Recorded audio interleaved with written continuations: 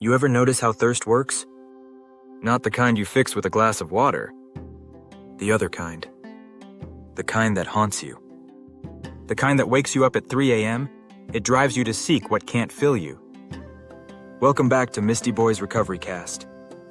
Today we're discussing the thirsty soul. What does it mean to feel empty? What does relapse signify?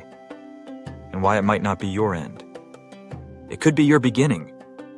Let's talk about what nobody wants to discuss. Relapse. That heavy word carries weight. For some, it's a distant past memory. For others, it was just last week. And still, for some, it happens tonight. But here's the truth. Falling doesn't mean brokenness. It signifies you're human. Carl Jung, a thought leader in psychology, said it well. Enlightenment comes through confronting darkness. You don't heal by ignoring pain. You confront what's broken. Jung called it your shadow. The shadow holds every part you reject. Addictions, shame, and countless secrets. It's what you hide from others and from yourself. What remains unaddressed keeps resurfacing. The Bible aligns with this truth. In Psalm 139, David asks God, "Search me, O God, know my heart." He sought illumination, not denial, because only what is brought to light can heal. Remember Peter? He denied Jesus 3 times. David, the man after God's heart, sinned grievously. Moses committed murder and fled for decades. Even Paul started as a hunter of Christians. God doesn't seek perfection. He qualifies the broken. Sometimes breaking is essential for healing. The thirsty soul doesn't falter due to weakness. It succumbs because the shadow remains. Still unhealed, still begging for acknowledgement. This isn't a sign of failure, it's an invitation. So why do we relapse? Not superficial reasons like stress. What drives the return to harmful habits and the... Jung spoke of the persona. Your persona is the mask you don daily. It's the facade of perfection you present. The perfect parent, the model of sobriety. It's safe, polished, and acceptable. Yet it's not truly you. Here's the irony. Maintaining your persona fuels the shadow.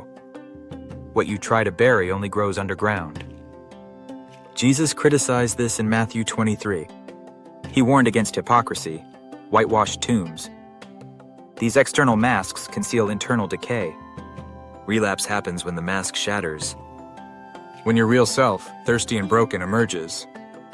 Everyone around sees this as failure. But Jung recognized it as liberation. Becoming who you truly are is a privilege. Relapse signals the dissolution of the false self. Every fall dismantles a layer of pretending. Paul states, "I have been crucified with Christ." You must die to your false self.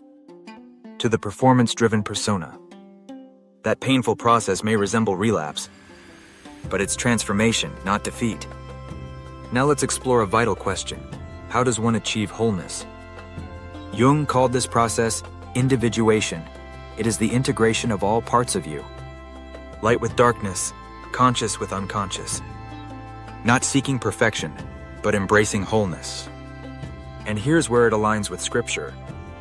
The Bible refers to this as sanctification. Transformed by the renewal of your mind. It's a journey of becoming, a continuous process. Jung shared that accepting oneself is daunting. Sanctification demands that acknowledgement. You're both flawed and cherished, thirsty yet invited. Consider the woman at the well in John 4. Married 5 times, living in shame. Jesus didn't condemn her. He offered living water, not a checklist, as ciel. Drinking from this water means never thirsting again.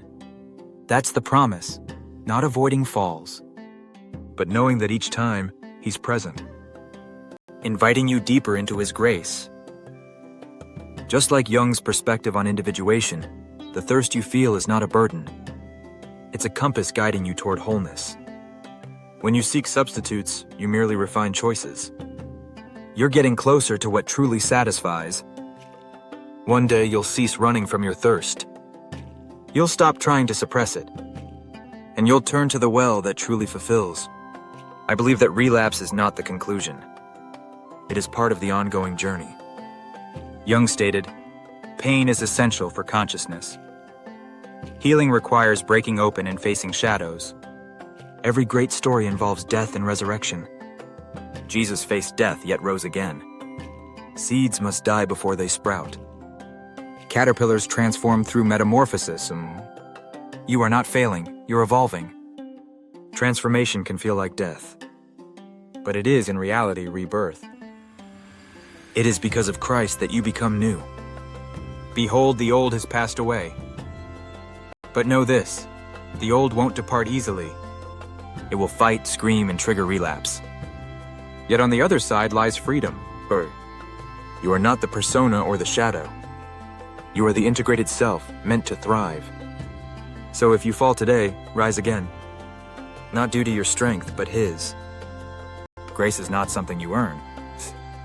You were designed for this journey. Not relapse, but the resurrection that follows. Tonight, before sleep, try something simple. Say this out loud: I am thirsty. I am broken. God meets me here. You don't need to fix anything. Just show up. Thirsty. Shadows included. Perfection isn't the aim, wholeness is. Wholeness embraces every fall along the way. Thank you for being here today. Remember this, the fall is not the end. It's the start of your true journey. This is MistyBoyz RecoveryCast. We'll see you next time.